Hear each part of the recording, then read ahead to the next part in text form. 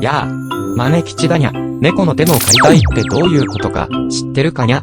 非常に忙しい様子のことだにゃ。